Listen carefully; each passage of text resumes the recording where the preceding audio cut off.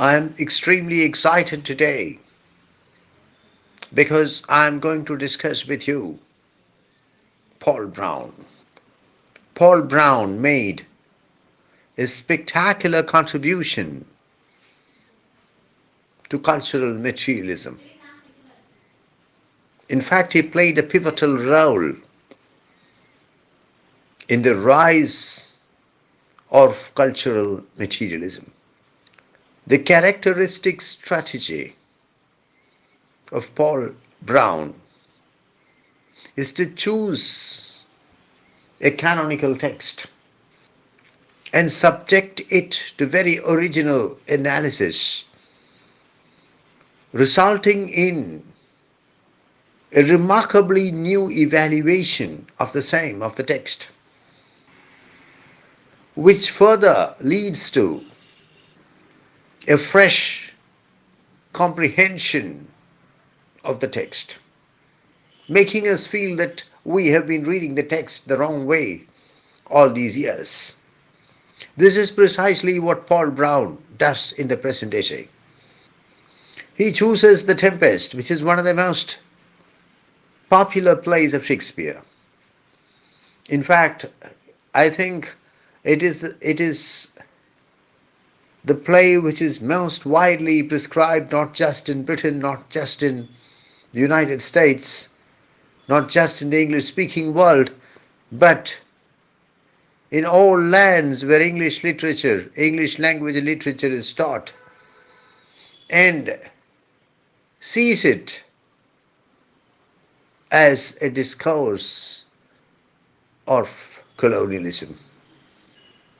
I think this is a very simplistic explanation of what Paul Brown attempts to do in the present essay. His efforts are nuanced, are subtle, are sophisticated, but basically what he does is to see the Tempest as a narrative of colonialism. It is high time I specify the title of the essay, or as Brown calls it, chapter. This thing of darkness, I acknowledge mine, the tempest and the discourse of colonialism. At the very beginning of the chapter, Brown says that it has always been believed that this play of Shakespeare, this extremely popular, extremely readable, extremely enjoyable play of Shakespeare, The Tempest, has something to do with colonialism. But no one has so far subjected the play to a thorough theoretical and historical analysis along these lines. Obviously, this is what this chapter attempts to do, to carry out an atomization of the Tempest, a theoretical and historical atomization of the Tempest as a narrative of colonialism. This chapter will try to do something more than that. It will try to demonstrate that the play is an intervention in an ambivalent and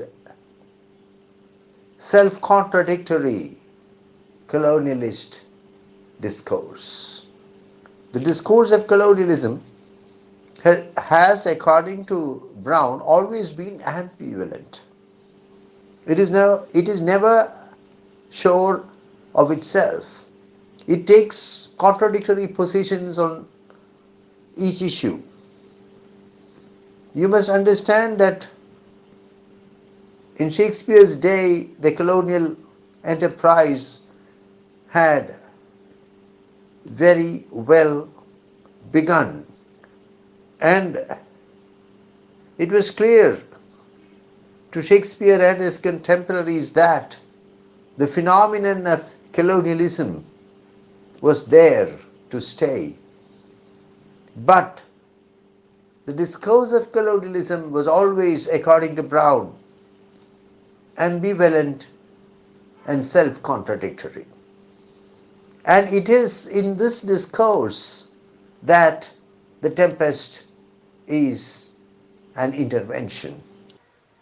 The writer now draws our attention to a 1614 letter written by John Rolfe, the Virginia planter, to the governor of Virginia, seeking the latter's blessing to the marriage of John Rolfe to Pocahontas. Pocahontas was the daughter of the paramount chief of the Indians of the region. She was abducted, and in captivity she was converted to Christianity, baptized, given the new name, Lady Rebecca. John Rolfe did marry Lady Rebecca, the former Princess Pocahontas, and the newlyweds traveled to England, where they were received in court by King James I. A few days after they arrived in England, they set foot on English shores. Lady Rebecca, the former Princess Pocahontas, breathed her last. Her heartbroken husband, the tobacco planter John Rolfe, returned to Virginia to look after his plantation and was killed in an Indian uprising. Incidentally, the 1995 movie Pocahontas and its 1998 sequel Pocahontas 2 present a very different narrative of the life of this Indian princess. Analyzing the letter of John Rolfe, Paul Brown is able to see a secret desire for a savage woman lurking in the heart of the author of the letter. But the letter is able to present the issue in such a way that we are able to witness the triumph over carnal desire of the author's sense of duty, the author's commitment to his plantation, to his governor, to his king, to his gospel, to his religion, to his God. Thus, the kidnapping of the Indian princess is presented as an act of evangelism, as an effort to bring an unbeliever to the truth, as a great service to God. We are now introduced to two crucial concepts: masterlessness and savagism. Masterlessness examines the unsupervised elements located on the internal margins of civil society, as exemplified by Rolfe's own carnal desire, and the detractors of Rolfe in the colony. On the other hand, savagism examines alien cultures outside civil power, or rather located on the external margins of the expanding civil power, as exemplified by the Amerindian cultures of Virginia. The writer now delineates how The encounter between civil and non-civil is presented in the discourse of sexuality. This is true of John Rolfe's letter to the governor of Virginia and also of the Tempest. In the latter, for example, Prospero's ability to supervise, to order his little colony is manifested as his capacity to control not his own sexuality, but the sexuality of his subjects, especially of his slave and of his daughter. One need not go as far as Virginia in order to meet with the phenomenon of masterlessness. According to contemporary thinking, the masterless man can be found in the forest, in the mountains, in the desert. Why? In London itself. Paul Brown refers to the 16th century English writer Richard Johnson, and Richard Johnson's book, Look Upon Me, London. Look Upon Me, London provides a taxonomy of the bad houses and demonstrates how the masterless man can be found in the periphery of the city. Why? Not merely in the periphery, not merely in the suburbs of London, but in London itself. Using the archaeology of the wild man type developed by the American historian Hayden White, Paul Brown analyzes the phenomenon of masterlessness as it was seen in the Elizabethan world. Masterlessness was looked upon as a constant threat to civil society, as a constant threat to the governing classes. And the concern with masterlessness is frequently visible in royal proclamations and statutes. In the Tempest, we find Stefano, the drunken butler, and Trinculo, the jester, both masterless men. At that point in the play, forming an alliance with Caliban, the savage. What follows is a spectacular analysis of the English thrust into Ireland from the 1530s onwards. The twin aims of this process were political control and economic exploitation. Paul Brown explains how settlements were established in key areas. A docile landed gentry was created. The social order was stratified and solidified.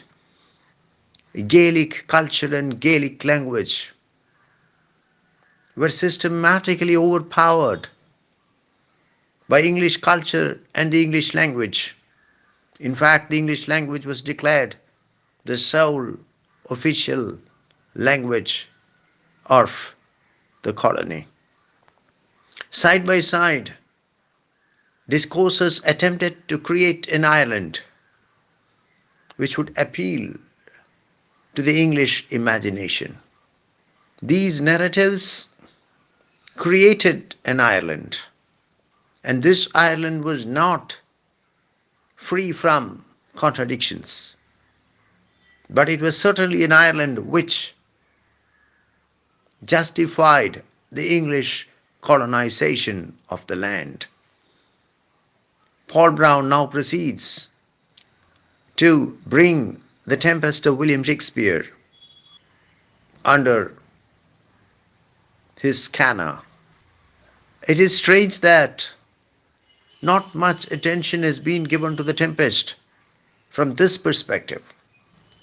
What follows is an attempt on the part of the writer to relate the Tempest to English expansionism in Ireland from the 1530s onwards, and the simultaneous generation of narratives that created an Ireland which justified this expansionism. To put it in another way, it is an attempt to relate the Tempest to its context, the text to context. At the very outset, Paul Brown admits that his examination of the Tempest of William Shakespeare is profoundly influenced by the theoretical formulations of Edward Said and Homi K. Papa. There is no doubt that the analysis of the Tempest presented by Paul Brown uses as its guiding principles the theoretical formulations generated by Said and Papa. In his book Orientalism, Edward Said explains in detail how Western discourses have, over the centuries, created an Orient which would facilitate political control, economic exploitation, and cultural domination. Homi K. Baba critiques some of the theoretical formulations of Edward Said. He seems to find them rather simplistic. For example, he tries to establish that in the colonialist stereotype, which attempts to fix the colonial other in a position of inferiority to the colonizer, there exists a potentiality, a potential threat of disruption, a potentiality of disruption. These theoretical frameworks operate as the guiding principles of the analysis presented by Paul Brown, the analysis of the Tempest of William Shakespeare presented by Paul Brown. Before I attempt to come to grips with Paul Brown's analysis of the Tempest, I would like to draw your attention to a couple of points made by Paul Brown earlier in the essay. Perhaps I should have spoken of them earlier, but I decided to save them to the latter part of my class.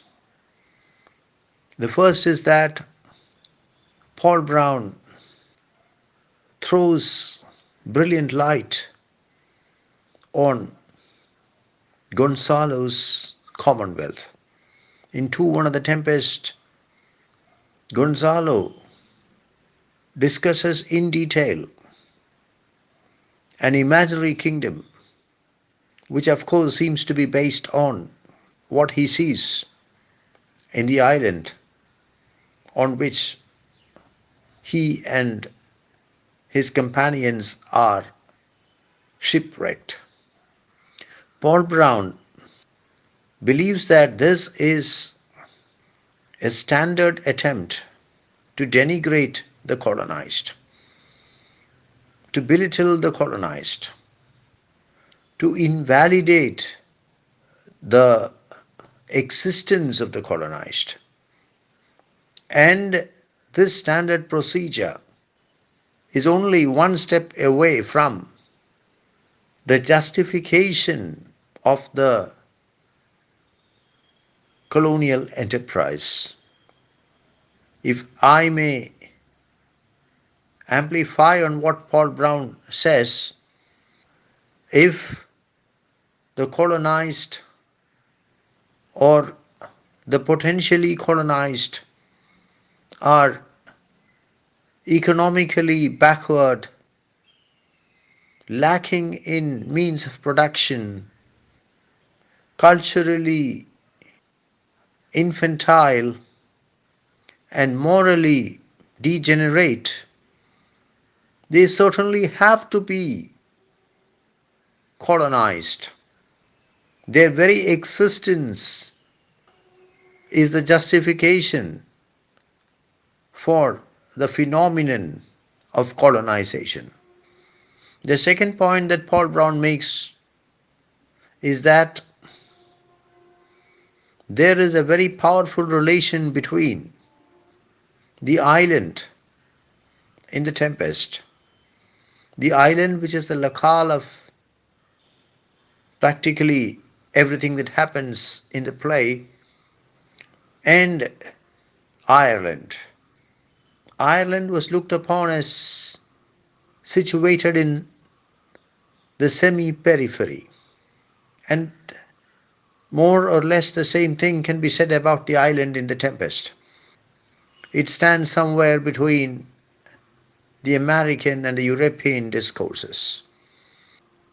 It is said both Ireland and the island are said to be uninhabited, but they in fact are populated by a strange mixture of masterless men and savages.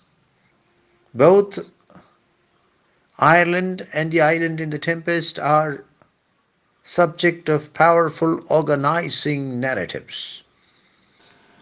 The Tempest, the play, opens with a tempest, which causes much disorder and seeming destruction.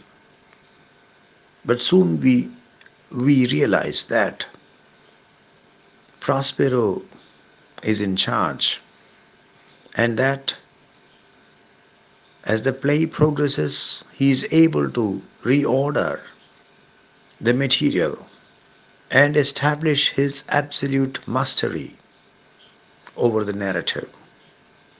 The narrative of Prospero is powerful as he interpellates Miranda, Ariel, Caliban, and we realize that in his relationship with each of these three characters, Miranda, Ariel, Caliban, there is a power equation inbuilt.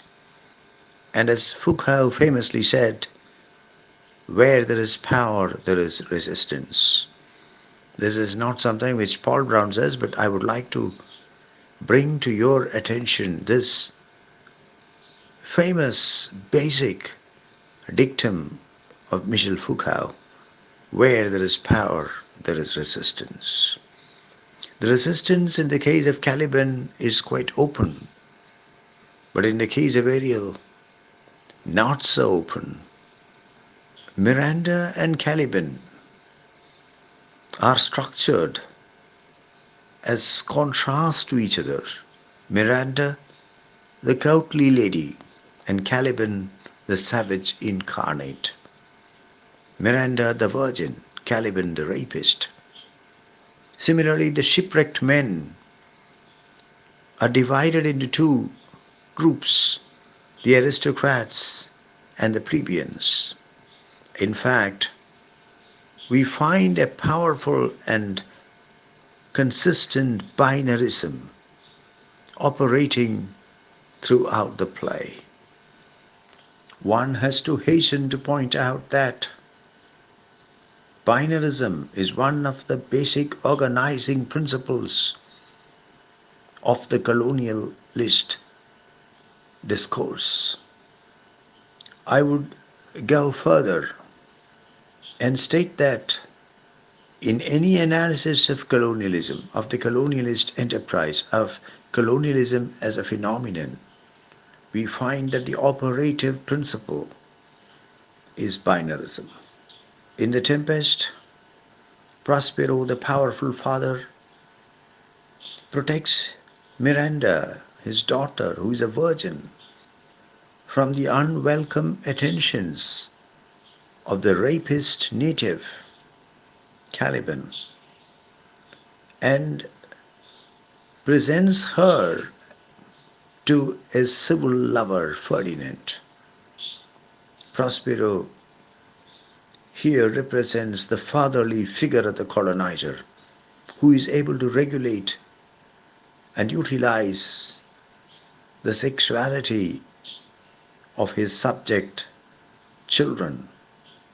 Paul Brown draws a parallel between this and the Fairy Queen of Edmund Spenser, where Ireland is presented simultaneously as virgin and as rapacious.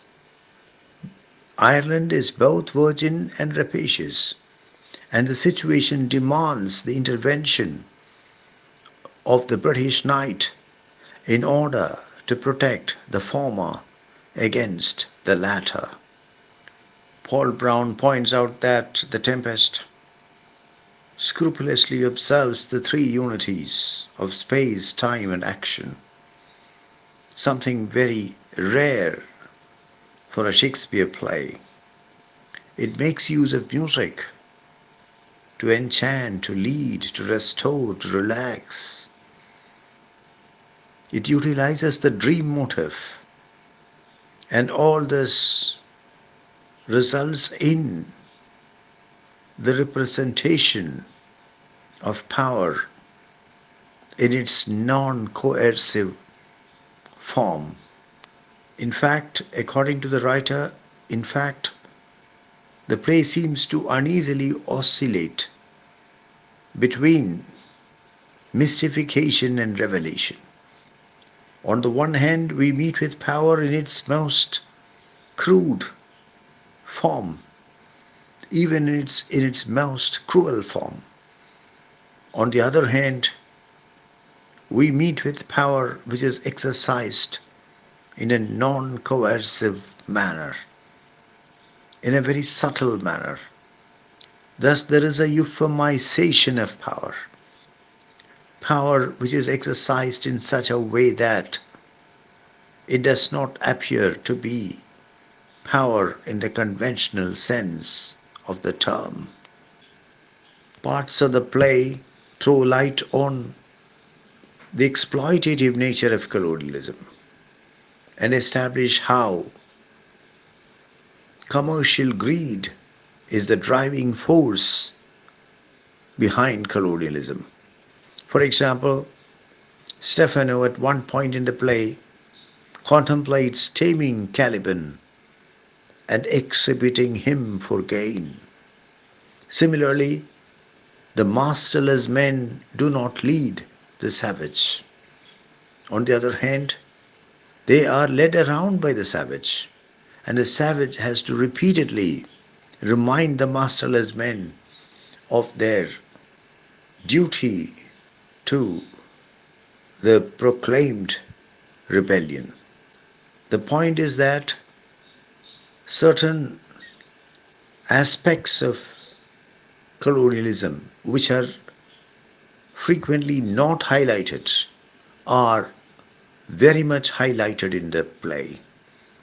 We understand that there is a low colonialism which embodies all the negative aspects associated with the phenomenon of colonialism. The writer draws our attention to the fact that by the time the Tempest of William Shakespeare comes to a close, Prospero leaves the island.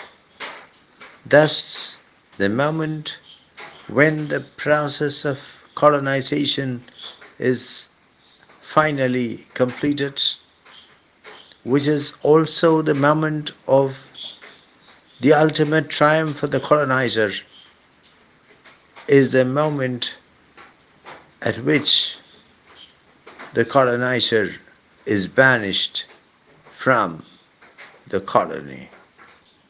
Paul Brown raises the contention that the conclusion of the Tempest of William Shakespeare, the ending of the play, is a struggle between the apotheosis of the colonialist discourse and the aporia of the colonialist discourse. Apotheosis means proclaiming someone a god, deification. It also means the most perfect exemplification, the archetype, the quintessential example. Aporia means logical disjunction, internal contradiction, a problem which can never be resolved.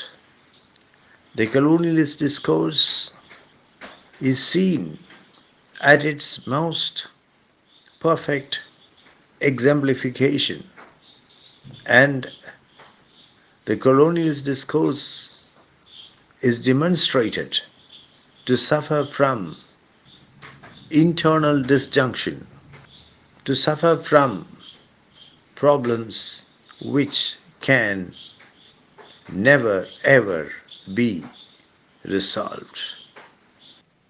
The title of the piece remains to be discussed. Usually I speak about the title at the very beginning of the class, but today I have decided to speak about it at the end of the class because Paul Brown himself speaks of it almost at the fag end of his piece. What is the title?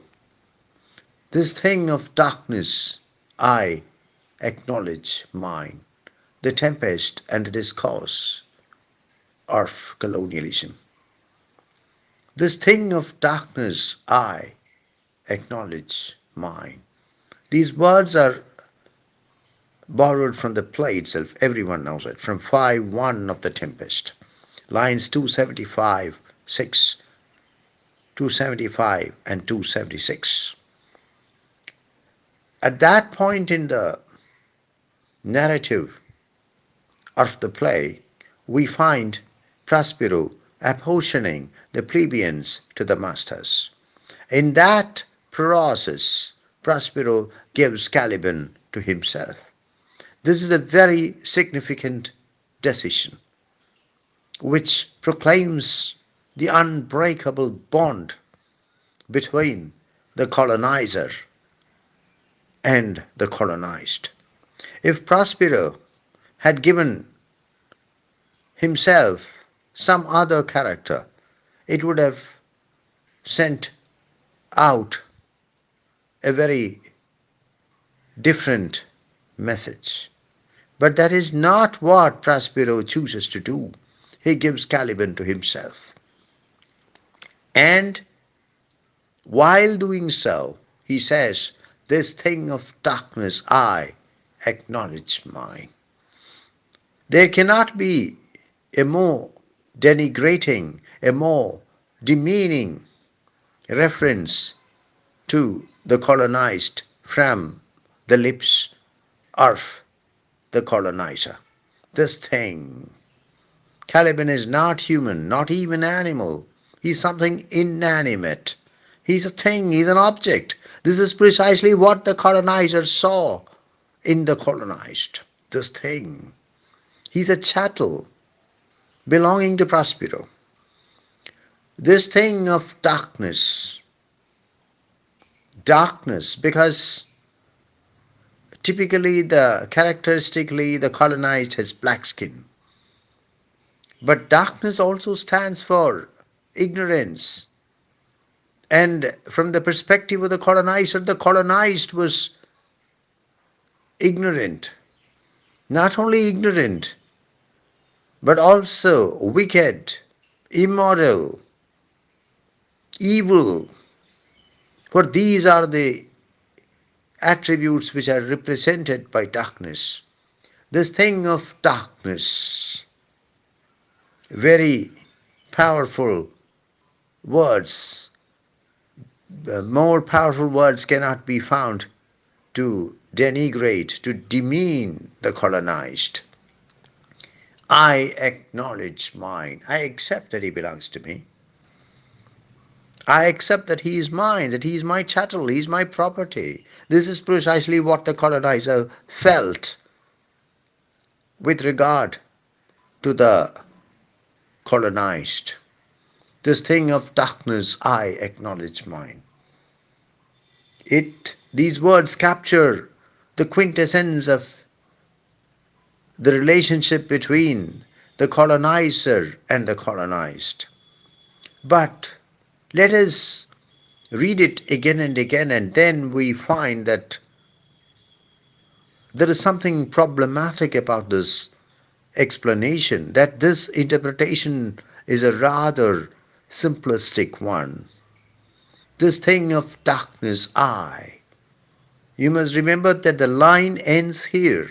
Line 275 ends here. And line 276 starts with the word acknowledge. This thing of darkness, I. Acknowledge mine, accept to be mine.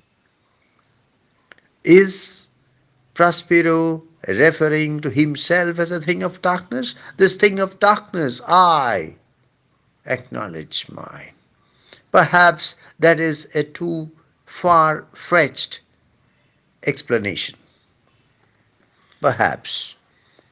But even if we do not accept that interpretation, that reading, we have to accept that Prospero says that this thing of darkness, I have to accept is mine. It is as if Prospero has absorbed Caliban into himself, into his bosom. That is the nature of the relationship between the colonizer and the colonized. The relationship changes both the colonized, of course, and also the colonizer. And after some time, both find themselves entangled in a relationship, in a complex relationship, in a complicated relationship, which cannot ever be broken. This thing of darkness, I acknowledge mine. So, this brief quotation from the Tempest faithfully represents the complex nature of colonialism and the transformations it effects on the colonizer and the colonized. The Tempest and the discourse of colonialism. Discourse can be any communication, any exchange of ideas. But here it is used in a specifically Foucauldian manner. Discourse produces knowledge. Discourse is any exchange of ideas, any communication, any sustained communication which results in the production of knowledge. The Tempest and the discourse of colonialism. The enterprise of colonialism, the project of colonialism, resulted in the generation of a number of innumerable discourses. And these discourses produce knowledge. And the present piece is a piece which examines the position of the Tempest in this discourse. The point that Paul Brown makes in a very sustained manner is that the Tempest is an intervention in the discourse of colonialism, but it is also an intervention which is not monolithic. It's a powerful intervention in the discourse of colonialism, but it is a complex intervention. It is an ambivalent intervention. And I don't think that there could have been a better title for the piece, because the title perfectly captures what the piece attempts to convey, that the Tempest is an intervention in the, the discourse of colonialism, an intervention which is richly complex and spectacularly ambivalent. This complexity, this ambivalence is fully captured by the title of the piece. We have completed reading an essay of extraordinary brilliance. Paul Brown calls it a chapter. But as far as we are concerned, I think it's rather an essay than a chapter, and I prefer to call it an essay. The essay demonstrates its author's detailed knowledge of and profound insight into Shakespeare and the world of Shakespeare, which is the world of colonial expansion. What is really impressive is Paul Brown's remarkable capacity to take sophisticated and nuanced stances, and his stubborn refusal to be carried away by extreme positions. The essay will always remain a landmark in Shakespeare criticism and a landmark in colonialism studies.